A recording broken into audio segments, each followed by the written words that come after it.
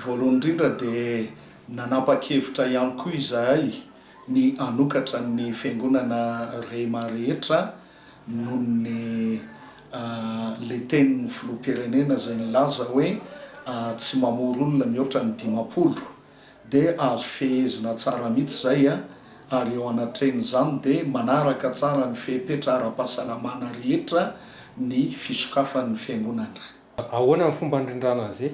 Ny fomba handrindrana azy zao amintsika miteny zao dia efa niainga ireo le ekipa ireo mandrindra n'le hoe quartier zao no miditra amin'ny 7, ny quartier Riananina miditra amin'ny 8 sasany satria nataonay adiny ray manam-pahatonga ny amin'ny 3 ora hariva.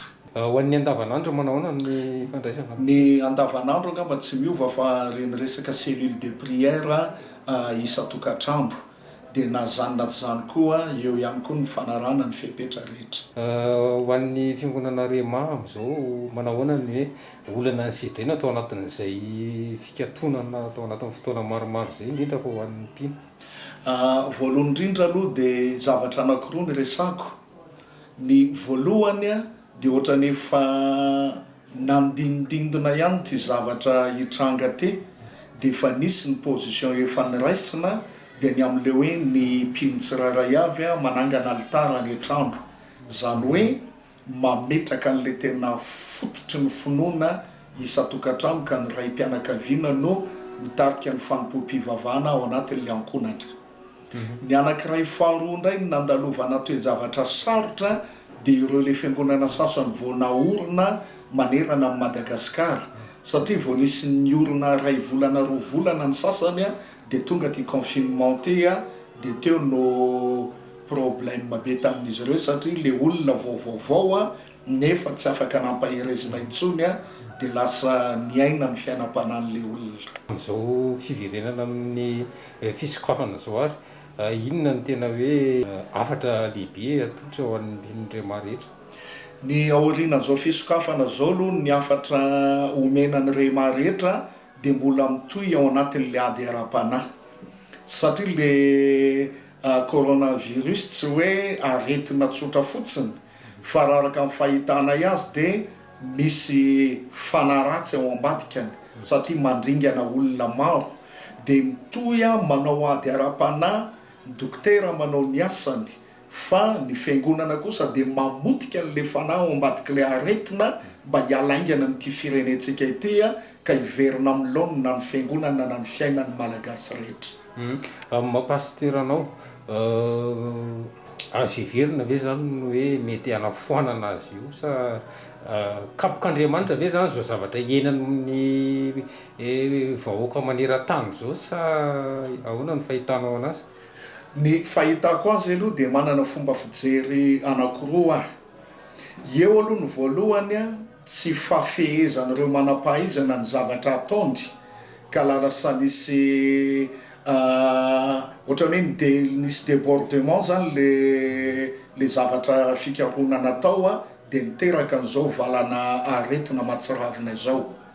Ny faharoa indray raha eo amin'ny lafiny finoana dia navela ny Adonai Elohim mihitsy ny olona nanao izay farany tratrany kanefa limité ny fahaizan'olombelona fa tsy kapoka ny fahitako azy fa navelany mihitsy hitranga le zavatra mba ahafantaran'ny olona hoe limité ihany ny fahaizan'ny olona fa tsy maintsy mitodika any amin'ilay pahary no fiafarany.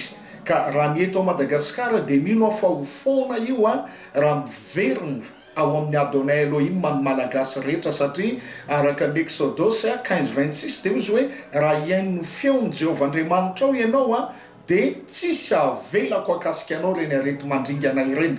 Dikan'izany zany hoe tsisy aretina mandringana intsony afaka akasika n'ity firenena ity ary tena mino an'izany amin'ny foko rehetra.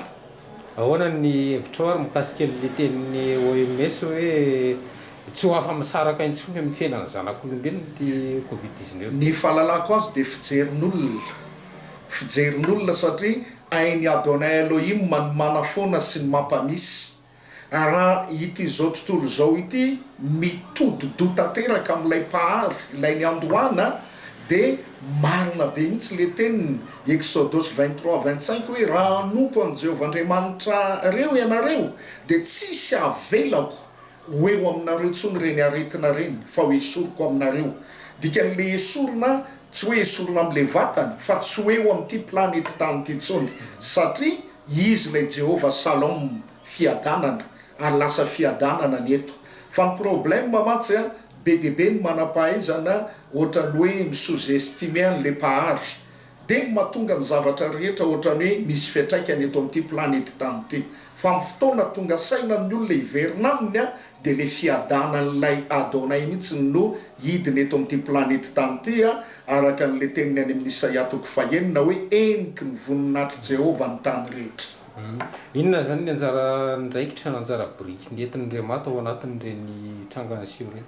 Ny anjara biriky nentinay a dia raha mijery angamby ianareo tao amin'ny Facebook dia nanentana ny mpino a sy ny pasteur rehetra avy amin'ny fiangonana maro samihafa manerana amin'ny Madagasikara hoe isaky ny amin'ny 12 alina ka hatramin'ny 12 sasany alina dia andao hivavaka anao kombatsika satria rehefa nahita tao amin'ny baiboly tamin'ny 12 alina Jakoba mifampitolona tamin'le anjely dia io zay tsy avelako raha tsy tahinao a dia nitahin'le anjely izy.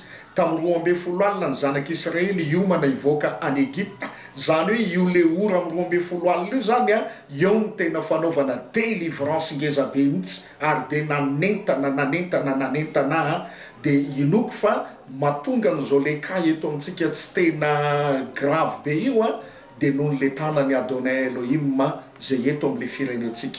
Satria raha oharina amin'ny Brésil sa ny États-Unis eny maivana kely ny zavatra mitranga eto fa saora misaotra azy antsika. Maninona hoe amin'ny 12 alina no fotoana mety?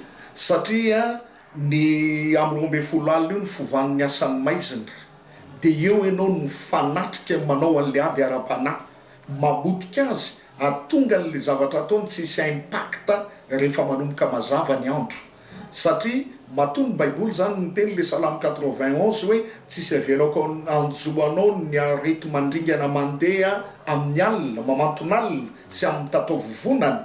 Dia misy dikany be ao anatin'le mamanton'alina zareo no miprépare le zavatra ataony aty amin'ny tatovovonana ka ao amin'le toerana hiprepareny azy mihitsy izy no atakena pitena dia tsisy impacta intsony rehefa manomboka mazava ny andro a fa manomboka fiadanana no hitantsika.